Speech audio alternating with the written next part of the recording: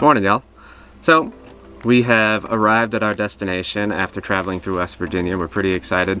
We didn't do anything too crazy through West Virginia so far. We stopped at Mountain Brewing, and that was fantastic food, and had a drink. Then we stayed at some rest stops, so nothing too exciting, but now we're pretty pumped. Hey guys, good morning. We have a fun adventure plan today. We're here at NRock Outdoor Adventures, and we're gonna get up to some fun stuff today, so come along.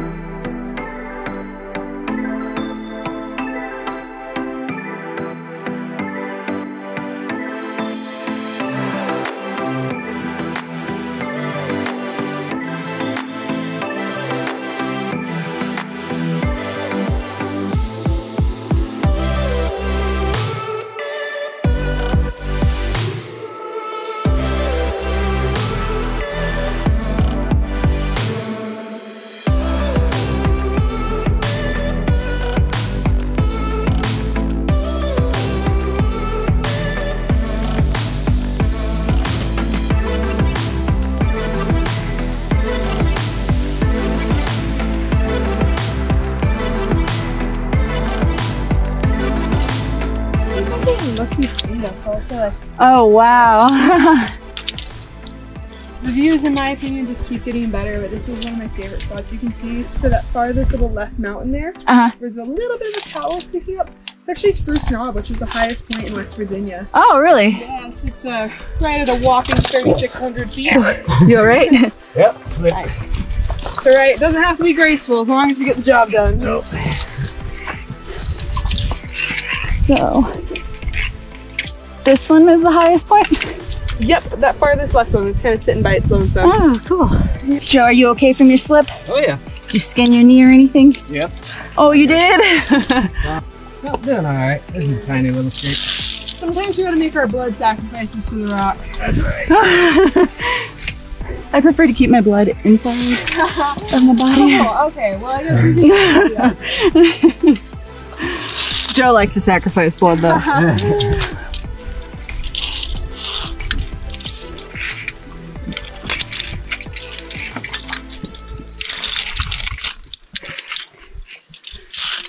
Ooh, Yep. this is a fun section.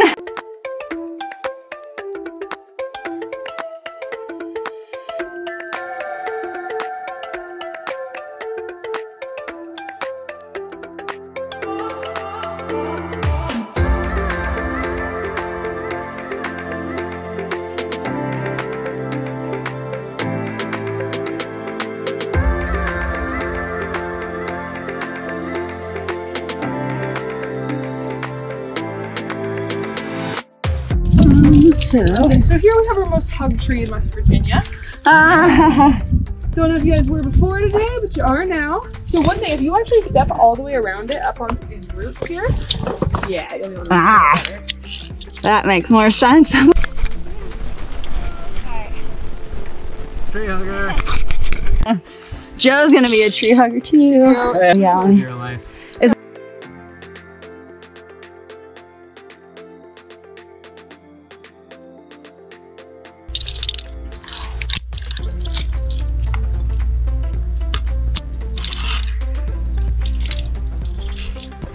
Ooh.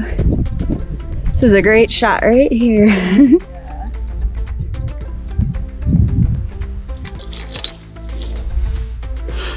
It's a great spot if you're feeling a little rowdy. Here's one of the best hiking spots of the day. Where? Right here. On that side? Woo! Yeah, there's good. Joe, you gotta make an echo. This spot too is fun. You can see I kind of went onto the rock here.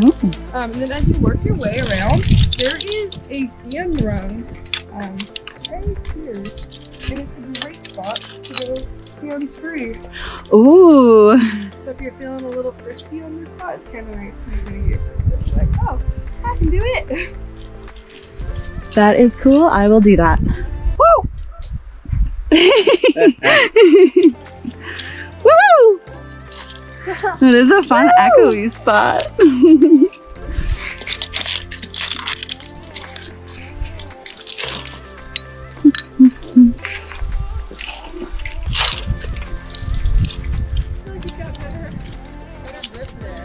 There you go. Alright, so.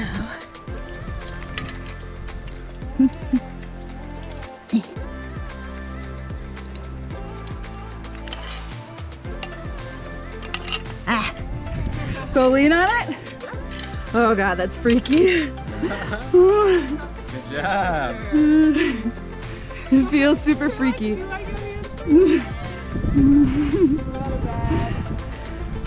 It's freaky. I find it. Go. Definitely weird. Yeah, it feels super weird, right? Yeah, right. Oh, not that one. Oh, yeah. Yeah, I took a moment right here to appreciate it too. Once I get up here. Whew.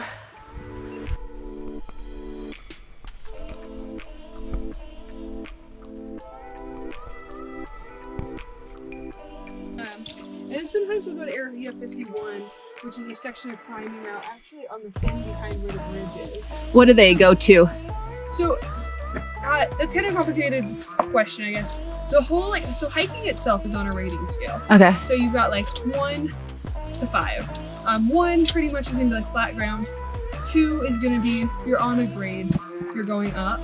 Once you get into 3s, that's where it's a scramble. And so you'll see like a class 3 scramble is like you're using 3 limbs pretty much. Like you want at least 3 points of contact, where you kind of don't necessarily need your hands, but it definitely helps for balance here and there. And then class 4 scramble is where you're gonna be using all 4 limbs.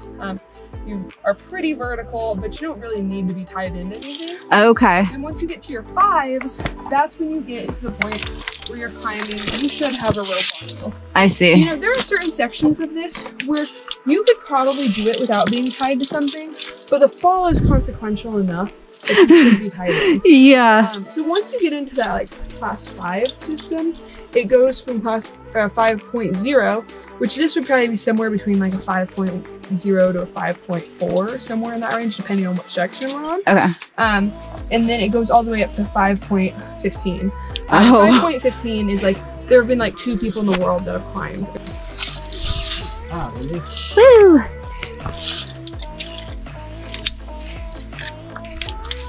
think we're definitely the better climber of the 2 of us. Oh, really? Yeah, I think so.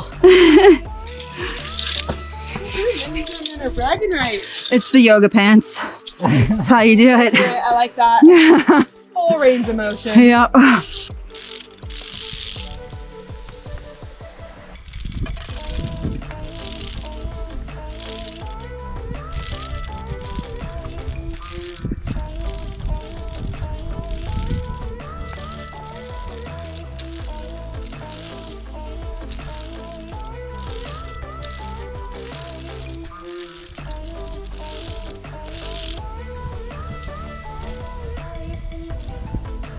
Ah, definitely not making it with no hands.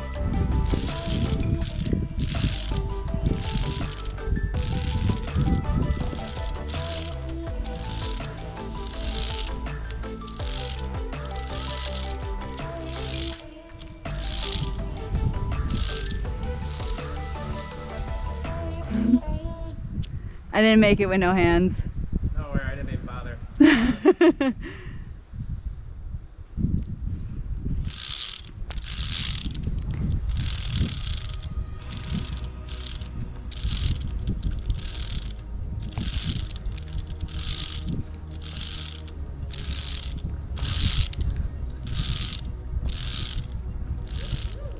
I didn't make it with no hands. I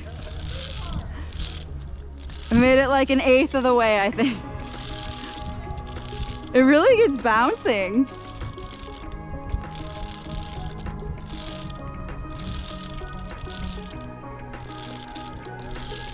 Yeah.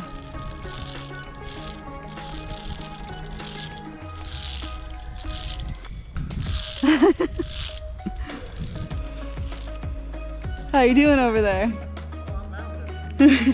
Yeah, you're bouncing the whole thing. Woo!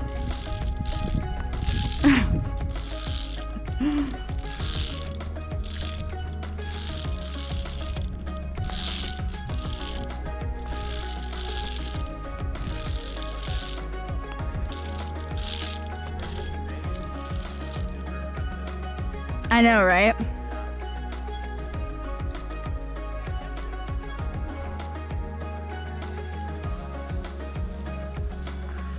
Oh, you're taking a seat? Get a good shot of you.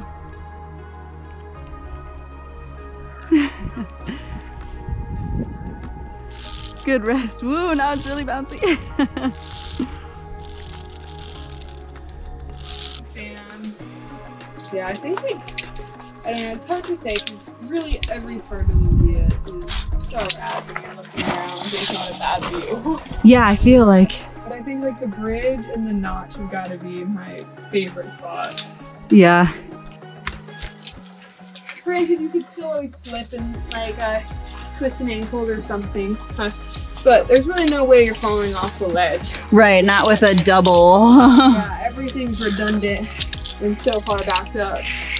As it should be. Yeah.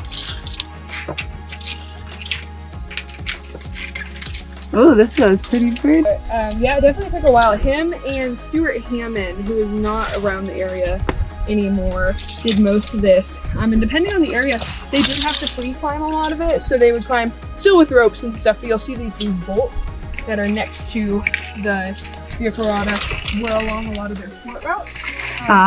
So they put those in, and they would use trad climbing gear as well, which is temporary gear you would place into the cracks. Like oh, right, and it kind of like, yeah, kind of. Oh God, you have to really trust that stuff, huh? For sure, and it comes with skill knowing it too. But yeah, so they would use a lot of that kind of gear to climb everything up here. But still, they're doing that with 80 pounds of wires and bolts. Yeah. In certain areas, they would promise to rappel down to, or in certain areas they could hike it as well. So it depends on the area. So once you guys get over here, this is an awesome spot. Check out behind you, and you can really see how thin some of this rock that we are working on is.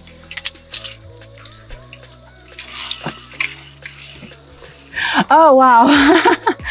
Oh, it trips you out. Oh, cool. Yeah. Amazing. Yeah, this rock is super strong, but it's definitely not large, which is part of, I think, it makes it pretty trippy to be out here some days. That's really a unique, like, rock formation that, like, I feel like the slivers like that are.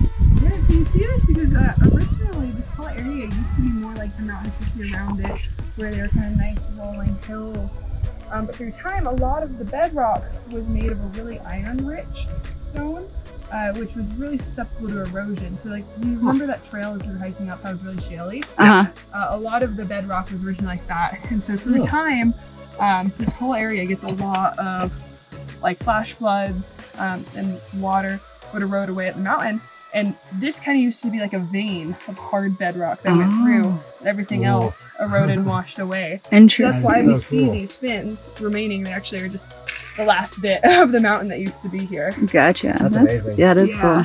Pretty cool. If you look at an aerial view of Nelson Rocks, this whole, like these veins actually continue through this entire mountain range, and they'll kind of go back in and then protrude out as you continue north and south.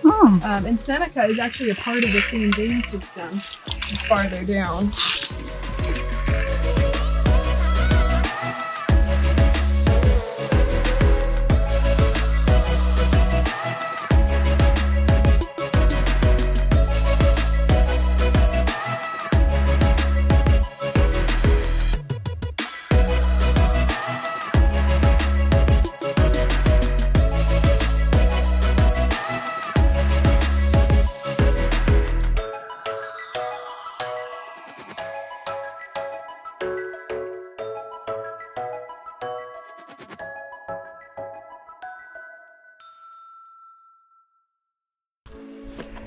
that feels good. Yeah, that breeze. You like that?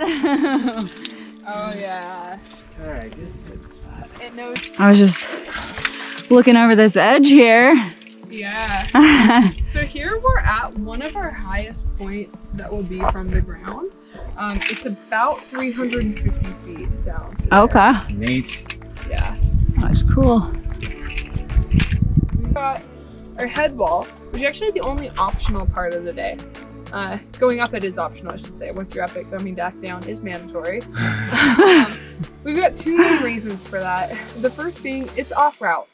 So when we climb up it, we'll actually have to come back down it because our actual path off the Via Ferrata is down past this tree. And then the second reason that it is optional is because it is harder than what we've been doing so far. If you look up, this left side is where we'll be going up, and it is a little bit overhung. It doesn't look like much, but you definitely feel it in your arms as you're going up. Watching you guys climb today, I have no doubt that you can make it up to the top. It's just kind of a matter of if you want to go for it or not. Won't do it? Okay.